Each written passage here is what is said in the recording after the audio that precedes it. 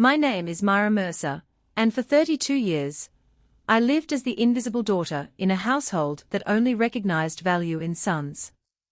When I was 18, my parents unhesitatingly signed a check for $180,000 to fully fund my younger brother Tyler's medical education. When I sat down at that exact same dining table with my own college acceptance letter and asked for help with basic tuition, my father looked me dead in the eye and said, "Girls don't need advanced degrees, Myra. Go find yourself a good husband." So, I made a silent vow. I worked 3 exhausting jobs, survived on 5 hours of sleep every night for 4 straight years, graduated summa cum laude, and put myself through Johns Hopkins medical school without receiving a single dollar from my parents. 12 years later, I became a board-certified cardiothoracic surgeon, one of the few women operating in one of the most demanding specialties in modern medicine. But at my brother's lavish engagement party last month, my father stood before 150 elite guests, raised his champagne flute, and introduced Tyler as his only successful child. What my father did not know was that his future daughter-in-law was the exact patient whose life I had fought to save 3 years earlier on my operating table. To understand how my family fractured so completely, you have to understand the environment of Bethesda, Maryland, one of those affluent, hyper-manicured suburbs just outside Washington, D.C., where every lawn looks like an architectural magazine spread and every family buries the dysfunctional secrets behind pristine boxwood hedges. Our home sat quietly at the end of an exclusive cul-de-sac, boasting a 2-car garage, dark colonial shutters, and a flagstone walkway that my mother meticulously swept every Sunday afternoon. My father, Harold Mercer, had spent 3 decades clawing his way up the corporate hierarchy until he became the chief financial officer of a regional insurance firm. He wore the exact same style of pale blue, heavily starched Oxford shirt every day, accessorized with a gold Rolex date just that he bought himself the afternoon he made partner. That watch was his personal altar, his tangible proof that relentless effort always paid off for the right kind of person. In our home, there were absolute rules. None of them were written down on paper, but you learned to read them like street signs. Tyler was driven to private school in my father's luxury Lexus. I walked to the corner and waited for the county bus in the rain. When Tyler struggled with pre-calculus, a private tutor was hired within 48 hours. When I asked for similar academic tutoring, my father waved his hand dismissively and said, "You don't need all that. Girls just need to pass their classes and stay out of trouble." Tyler's weekend baseball tournaments were treated like sacred family pilgrimages that cleared our calendars. When I was inducted into the National Honor Society, my mother showed up late and sat in the back row, while my father never attended at all. My mother, Linda, was a traditional homemaker, soft-spoken, perpetually anxious, and entirely devoted to smoothing over my father's harsh edges. Whenever I dared to question the blatant double standard, she would pat my wrist gently and whisper, "Your father does this because he loves you, Myra. He's just trying to protect your future." I often wondered what he was protecting me from, only to realize years later that he was trying to protect me from outshining the men in the house. I was the top-ranked student in my high school class every single semester. I earned National Merit Scholar status and had top-tier universities mailing recruitment packets to our address before I had even completed my junior year. Yet none of that data penetrated my father's worldview. In Harold Mercer's calculations, daughters were never equity investments. We were balance sheet liabilities destined to be signed over to another man's household. I learned the true, brutal extent of that philosophy during the summer before my freshman year of college. My mother had prepared meatloaf for dinner, a meal she reserved exclusively for major corporate promotions, family milestones, or serious announcements. I had just opened an official acceptance packet from the University of Maryland. I had been awarded a generous partial academic scholarship that covered the bulk of the tuition, but I still faced a financial gap of roughly $15,000 a year for room, board, and textbooks. I carefully smoothed the heavy paper across the dining table, my palms sweating with an earnest, desperate hope that I couldn't suppress. "I got in," I announced, pointing to the bold lettering. "They gave me a scholarship. I just need help covering the remaining $15,000. My father reached out, picked up the paper, and without reading a single sentence of my acceptance essay, tossed it beside his salad plate. He took a slow sip of his 18-year-old scotch, swirling the amber liquid like a corporate executive closing a hostile merger. "That college fund is reserved for your brother," he stated flatly. "Tyler is going to need a serious career. He'll have a wife and children to support one day. You, on the other hand." He paused, looking at me with cold indifference. "You just need to find a hard-working husband who can provide for you." I glanced across the table at Tyler. He was 14 years old at the time, slouching over his smartphone, deliberately pretending to be engrossed in a video game so he wouldn't have to meet my gaze. My mother stared intently down at her plate, carefully cutting her meat into tiny, even squares. The suffocating silence in that dining room hit me harder than any screaming argument ever could. I took a slow, deep breath, folded the acceptance letter along its original creases, slid it into the pocket of my jeans, and said the only word that wouldn't make my voice break: "Okay." That night, I did not lock myself in the bathroom to cry. I did not scream into my pillow.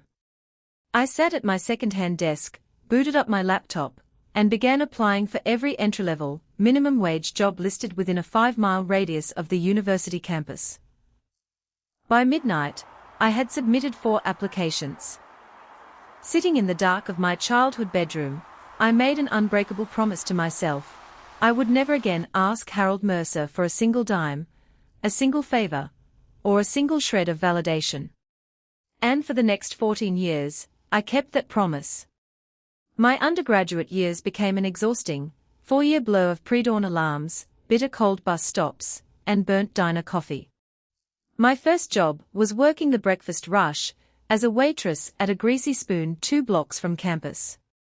My shift began at 5 a.m., pouring endless mugs of dark roast for long-haul truckers and local construction crews before sprinting across the quad to my 9:15 a.m. organic chemistry lecture, with dried bacon grease still clinging to my apron strings.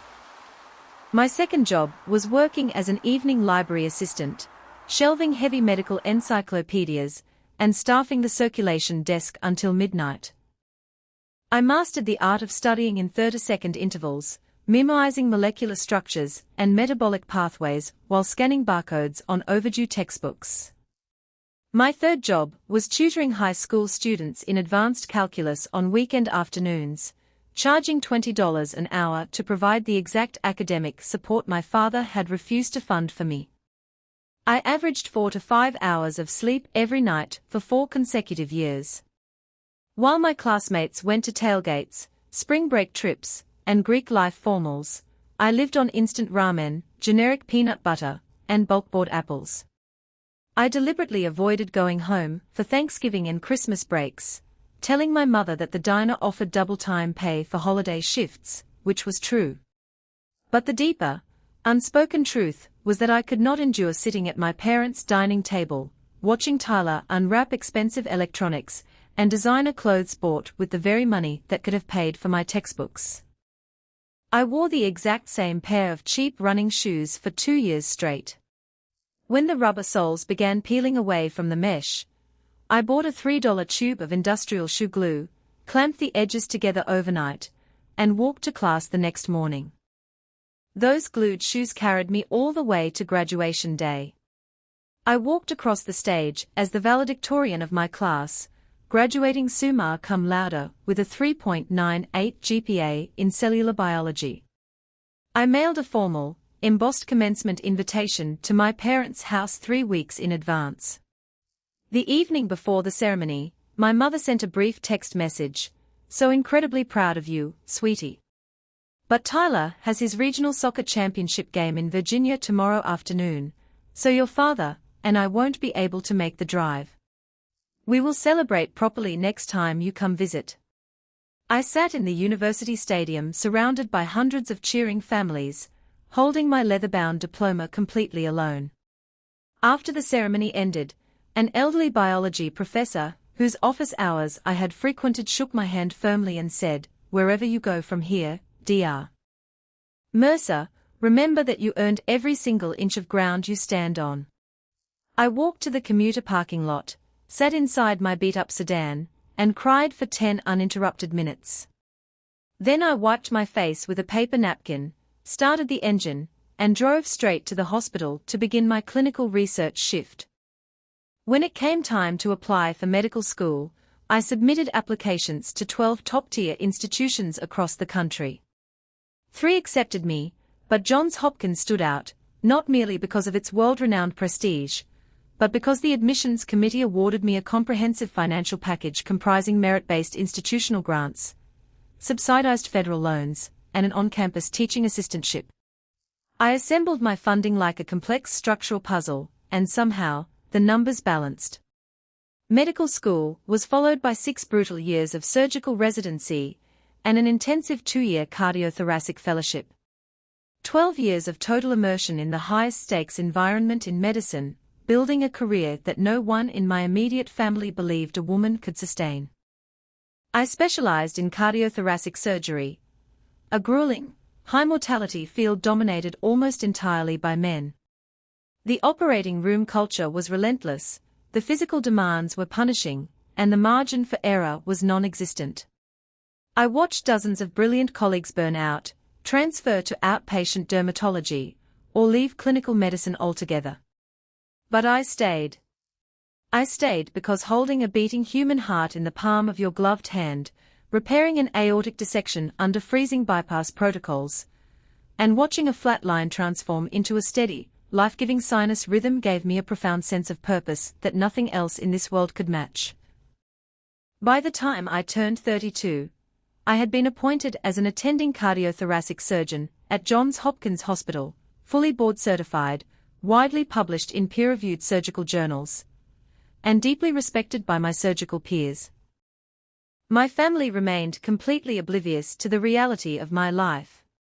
My mother knew in a vague, detached sense that I was employed at a hospital in Baltimore, but she never inquired about my specific title, my surgical cases, or my specialty, and I never offered the details. I wore my Johns Hopkins medical ring every single day, a heavy gold signet band engraved with the university crest. I had purchased it myself the day I completed my fellowship training. It was not ostentatious, but I felt its solid weight against my finger every time I scrubbed my hands with chlorhexidine before a bypass procedure. That ring was my silent anchor, tangible proof of the obstacles I had conquered entirely on my own merit. Then, on a rainy Tuesday evening at 9 p.m., my phone illuminated with an incoming call from my mother. She only ever reached out late at night when my father was asleep in his den. "Myra, honey," she whispered, her voice trembling with excitement. "I have wonderful news. Tyler is officially getting engaged to a lovely girl named Rachel." I set my clipboard down on the counter and took a sip of water. "That's great, Mom. Tell him congratulations." My mother quickly cut in, "Your father is hosting a massive celebration at the Bethesda Country Club on Saturday the 14th. Over 150 guests, all of your father's corporate associates, his golf partners, everyone. You can attend if you'd like, but your father asked me to tell you something first. He doesn't want you introducing yourself as a doctor or talking about your hospital job.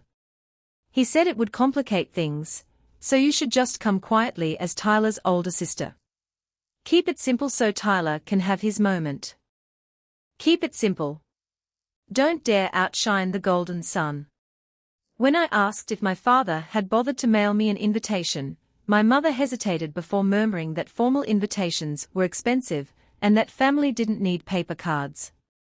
Despite 12 years of emotional separation, a quiet, unresolved part of me needed to witness this spectacle with my own eyes. I confirmed that my surgical schedule was clear, agreed to attend, and took an Uber to the country club on the night of the 14th, so I wouldn't have to navigate the valet lines or answer questions about my vehicle. The Bethesda Country Club was glowing with crystal chandeliers, polished marble floors, and an elite crowd draped in black tie attire.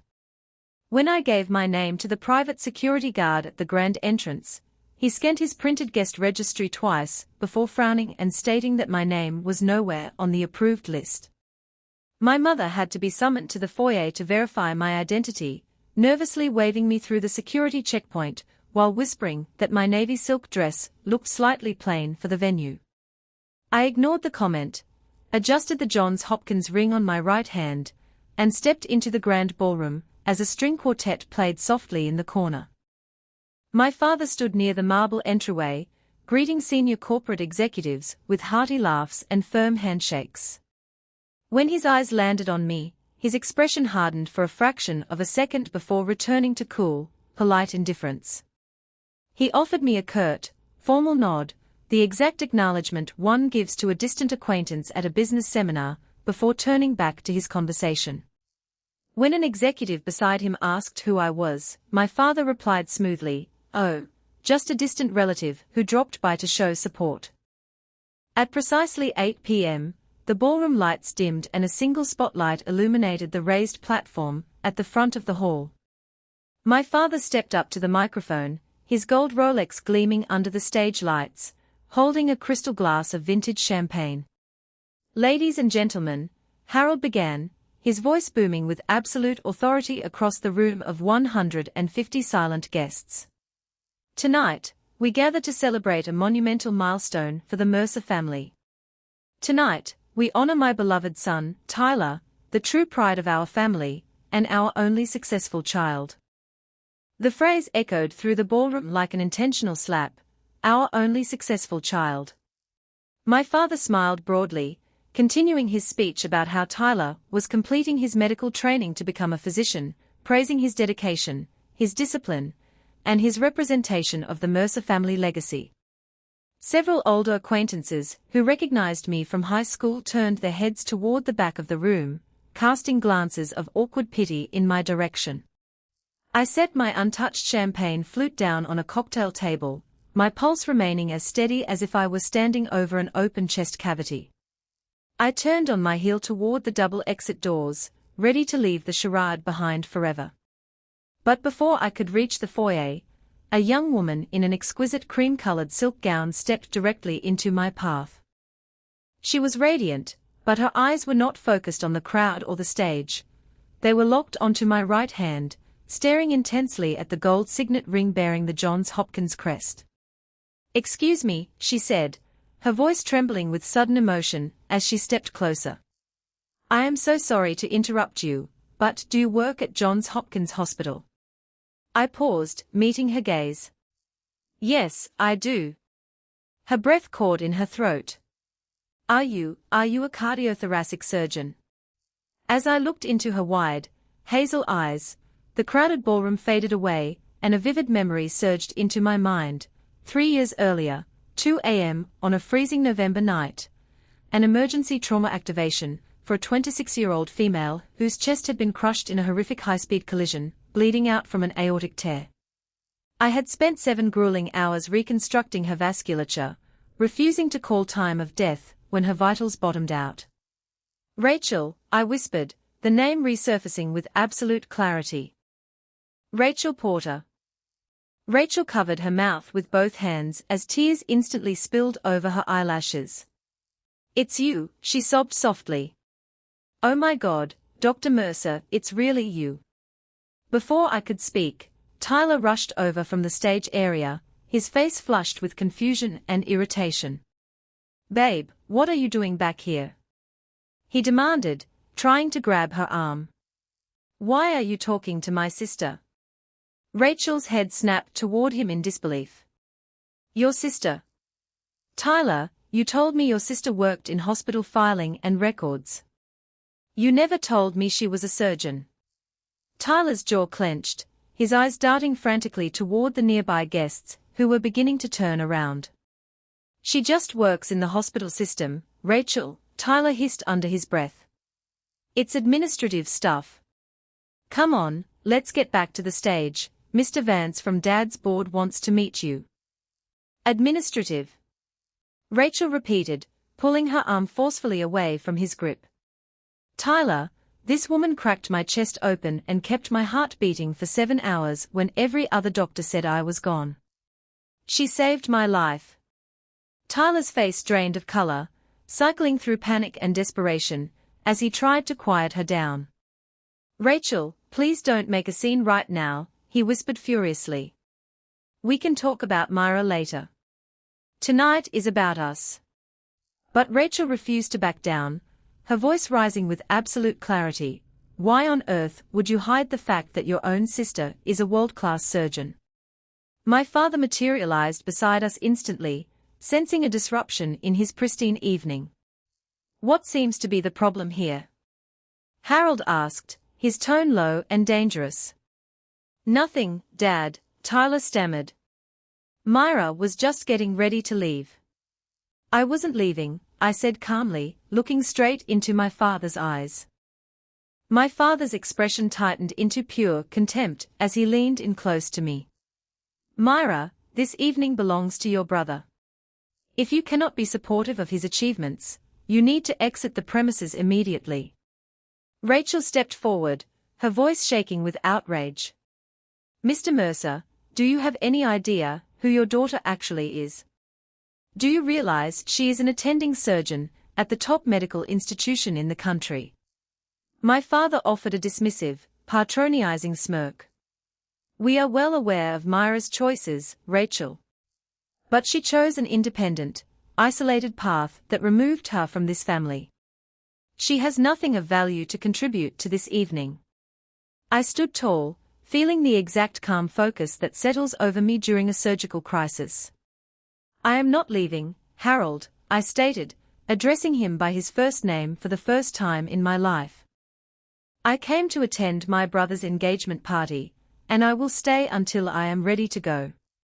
While my father glared at me, my phone vibrated in my clutch. It was a text message from Dr. Kevin Chen, a senior colleague at Hopkins. Hey Myra, random question, did your brother Tyler ever finish his residency? I just saw him speaking at a Pfizer pharmaceutical sales booth in Chicago last week. Thought he was an MD resident. I stared at the screen, quickly opened a browser, and pulled up Tyler's verified public corporate profile, Tyler Mercer, Senior Regional Sales Representative, Pfizer Oncology. He had dropped out of medical school 2 full years ago, hiding the truth from our parents while pocketing my father's money and masquerading as a doctor to his wealthy fiancée. Rachel broke away from the family circle, walked directly up the stage stairs, and took the microphone from the podium. The room of 150 high society guests fell dead silent, as the bride-to-be looked out over the crowd with tears in her eyes. Thank you all for being here tonight, Rachel began, her voice echoing with absolute authority. 3 years ago, I survived a catastrophic car accident because an extraordinary surgeon at Johns Hopkins refused to give up on me. That surgeon is standing right here in this room tonight. Her name is Dr. Myra Mercer. She is a board-certified cardiothoracic surgeon, she saved my life, and she happens to be Tyler's sister. The ballroom erupted into a wave of gasps and frantic whispers, as guests turned to stare at me. Rachel looked down at my pale, trembling father and added, so I would love for Mr. Mercer to explain to this entire room why he just introduced Tyler as his only successful child, while hiding the daughter, whose surgical hands made it possible for me to be alive tonight. The entire grand ballroom of the Bethesda Country Club descended into a suffocating, breathless silence. The crystal chandeliers overhead seemed to hum under the sudden tension, as 150 high society guests, corporate board members, golf companions, and prominent regional figures froze in place, the champagne glasses suspended in midair. My father stood at the base of the stage with his mouth slightly agape, the color rapidly draining from his face until his complexion matched the crisp white linen tablecloths. Tyler looked as though he wanted the polished hardwood floor to open up and swallow him whole, his fingers twitching nervously against the seams of his tailored trousers. Rachel remained at the microphone, her posture straight, her hazel eyes glistening with raw emotion, refusing to yield the platform, until the full weight of her words settled into every corner of the room. Before my father could formulate a rehearsed public relations defense, a distinguished, silver-haired gentleman in the third row pushed his chair back and stood up. It was Dr. Howard Brennan, the former chief of cardiology at Suburban Hospital, and a long-time member of my father's weekend golf foursome. Dr. Brennan stepped into the aisle, adjusting his wire-rimmed spectacles, his voice carrying the calm, unmistakable authority of a veteran physician. He looked toward the stage, then turned his gaze directly toward me in the back of the room. "Myra Mercer," Dr. Brennan said, his tone filled with genuine professional respect. "I had no idea you were Harold's daughter. I attended your keynote lecture at the American Heart Association conference in Boston last spring. Your published clinical trial on minimally invasive mitral valve reconstruction was nothing short of brilliant. Surgeons across the entire Mid-Atlantic region have been citing your protocols for the past 6 months." A collective wave of astonished murmurs rippled through the room. Guests began turning to one another in hushed, hurried whispers, piecing together the undeniable contradiction. My father had spent the last half-hour boasting about his family's generational greatness, presenting his son as the family's sole achiever, only for the room to discover that the daughter he had dismissed as an insignificant relative was an acclaimed, world-class surgeon whose research was actively reshaping cardiovascular medicine. My father's throat visibly bobbed as he swallowed hard, his face cycling through confusion, embarrassment, and a rising, desperate fury. He forced a strained, brittle laugh and stepped toward the microphone. "Well, of course, ladies and gentlemen, we are all immensely proud of Myra's career," Harold stammered, his polished corporate cadence faltering. "Our family simply prefers to maintain privacy regarding professional matters." Tonight's formal celebration was intended to highlight Tyler's upcoming medical milestones. Rachel did not step away from the podium. Instead, she leaned back into the microphone, her voice cutting cleanly through my father's desperate spin. "Mr. Mercer, you didn't keep her career private," Rachel corrected, her gaze unwavering. "You told me, and you told everyone in this room, that Tyler was your only successful child. You introduced Dr. Mercer to me as a low-level administrative hospital worker. You asked her to come here quietly, to stay in the background, and to act as an uninvited guest at her own brother's engagement party. If Dr. Mercer hadn't stood over my open chest for 7 hours while my ribs were shattered and my aorta was torn, I would be buried 6 feet under the ground right now. I would never have lived to meet your son. So please, explain to all of us why a father would deliberately erase the very woman who gave his future daughter-in-law the breath to stand on this stage." Every eye in the room pivoted back toward me. Rachel extended her hand toward the aisle, gesturing for me to join her. "Dr. Mercer, please come up here," she said softly. For 12 years, my instinctive defense mechanism had been to stay small, to keep my head down, to absorb the family's cold indifference, and to let my work speak entirely in the silence of an operating room. But standing in that ballroom, surrounded by the very people my father had spent his life trying to impress, I realized that retreating into the shadows was no longer an act of peace, it was an act of self-erasure. I smoothed the front of my navy silk dress, lifted my chin, and walked down the center aisle. The guests parted before me, their gazes filled with a mixture of reverence and acute shame. The rhythmic clicking of my heels against the marble floor was the only sound echoing through the grand hall. I climbed the 3 carpeted steps to the stage and took my place beside Rachel. She reached over, took my right hand, and squeezed it tightly, her thumb brushing against the gold Johns Hopkins crest of my medical ring. I looked out over the sea of 150 faces. I saw colleagues of my father, who had attended my high school graduation party years ago, people who had watched me grow up, all staring at me with sudden, sharp realization. I took the microphone from the stand, my pulse remaining as steady and controlled as it was during a high-risk bypass procedure. "Thank you, Rachel," I said, my voice level, resonant, and entirely free of malice. "And thank you, Dr. Brennan, for your kind words regarding my research." I want to make one thing completely clear to everyone gathered here tonight. I did not come to this country club with the intention of causing a scene. I came because Tyler is my brother, and despite our distance, I wanted to wish him and Rachel genuine happiness in their future. I did not ask for a public toast, and I did not ask for an introduction. But I will not stand quietly in the dark while my father tells a room full of people that I do not exist. I spent 12 years funding my education through minimum wage diner shifts, student loans, and academic grants. I earned my medical degree, my residency, and my fellowship with zero financial assistance from Harold Mercer. I am proud of the surgeon I have become, not because of my family's support, but because of the lives I am blessed to save every single day. The silence in the room broke as someone near the back began to clap. Within seconds, a wave of sincere, thunderous applause rolled across the ballroom. Prominent physicians, corporate executives, and family friends joined in, applauding not for my father's wealth or his curated image, but for the quiet, unyielding integrity of a woman who had built her own life from the ground up.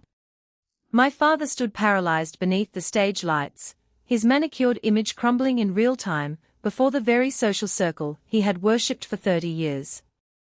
Suddenly, Tyler lost all control.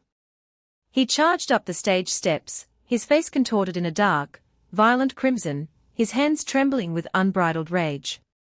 He snatched the second microphone from the podium stand, his voice cracking through the speakers in a shrill, hysterical pitch. "Are you happy now, Myra?" Tyler screamed, pointing an accusing finger directly in my face. "You just couldn't stand it, could you? You always had to be the smartest, the most accomplished, the most righteous. This was supposed to be my night. Dad threw this party for me, and you showed up just to tear me down and steal the spotlight like you always do." The room gasped at his venomous outburst. Rachel took a step back, staring at Tyler with absolute horror, witnessing the petulant, entitled reality of the man she had agreed to marry. "Tyler, lower your voice," I said calmly, my composure contrasting sharply with his frantic meltdown. "I didn't steal anything from you." Rachel recognized me on her own. I simply answered her questions with the truth. "The truth?" Tyler sneered, pacing across the stage like a cornered animal. "You don't care about the truth. You just hate this family because Dad invested in me. You think you're so much better than all of us because you're a high and mighty doctor at Hopkins. You think you can just march in here and destroy my reputation in front of my friends and colleagues." I looked at my younger brother, the boy who had been handed every advantage, every dollar, and every excuse for 30 years, and I felt an overwhelming sense of profound exhaustion. I reached into my small clutch, pulled out my smartphone, and looked at the message from Dr. Kevin Chen. I looked back up at Tyler, my voice cutting through his tirade with the precision of a scalpel. "If you want to talk about reputations and truth, Tyler," I said, speaking clearly into the microphone so every guest could hear, "perhaps you should explain to Dad why you were registered as a commercial sales vendor at the Pfizer Oncology booth in Chicago last weekend. Perhaps you should tell this room why you dropped out of your internal medicine residency program 2 full years ago." The ballroom went as cold as ice. The air seemed to vanish from the room. My father snapped his head toward Tyler, his eyes widening in total disbelief. "What did she say?" Harold whispered, his voice trembling as he stepped onto the bottom stair of the stage. "Tyler, what is she talking about?" Tyler stood completely frozen under the bright stage lights, all the color draining from his face, leaving him looking hollow and defeated. His mouth opened, but no words came out. His hands shook so violently that the microphone rattled against his knuckles. "Tyler is not an internal medicine resident, Dad," I continued evenly, looking directly down at my father. "He is not becoming a physician, and he has no hospital credentials. He abandoned his medical training 24 months ago, and took an entry-level position as a regional pharmaceutical sales representative. You spent $180,000 of your money to fund a medical degree he never finished, while he spent the last 2 years lying to your face, lying to our mother, and lying to the woman he asked to marry him. The revelation landed like a physical detonation. My father looked at his golden son, waiting desperately for a denial, a defense, or an explanation. But Tyler could only stare at his polished leather shoes in absolute, ruined silence. The lie had finally run out of runway. Rachel stood motionless beside me. She looked at Tyler, then looked down at the massive diamond engagement ring resting on her left hand, a ring purchased with the illusion of a shared medical career built on trust. She took a slow, deep breath, reached down with her right hand, and smoothly slid the diamond ring off her finger. She walked across the stage, stopped directly in front of Tyler, and placed the ring into his numb, open palm. "When I woke up in the intensive care unit 3 years ago," Rachel said, her voice shaking with quiet devastation, "I looked at my parents and promised them that I would never waste the second chance I was given on anything artificial or dishonest. I asked you for one single thing when we began dating, Tyler, absolute honesty. You lied about your career, you lied about your daily schedule, and you actively hid the very surgeon who kept my heart beating so you could protect your fragile ego. I loved the man I thought you were. But I don't know the person standing in front of me." Rachel turned her back on him, walked down the stage steps, and moved gracefully toward the exit. Tyler desperately called after her, his voice cracking into pathetic pleas, "Rachel, please. Babe, wait. Let me explain. I was going to tell you after the wedding. Rachel." But she never looked back. The double doors of the country club foyer closed behind her, leaving Tyler standing entirely alone in the center of the stage, clutching a cold metal ring that no longer carried any meaning. My father slowly mounted the stage steps, looking aged by 20 years in a matter of minutes. The arrogance that had defined his posture for 3 decades had completely evaporated, replaced by a hollow, broken expression. He reached out a trembling hand toward me, his voice raspy and uncertain. "Myra, please," Harold whispered, looking around at his silent, judging peers. "We need to handle this privately as a family. You don't understand the immense pressure Tyler was under." I looked at the man, who had told an 18-year-old girl that she was worthless simply because she was born female. I looked at the watch on his wrist, at his expensive suit, and at the wreckage of the empire he had built on prejudice and favoritism. "No, Harold," I said, refusing to grant him the title of father. "You had 12 years to be a parent to me.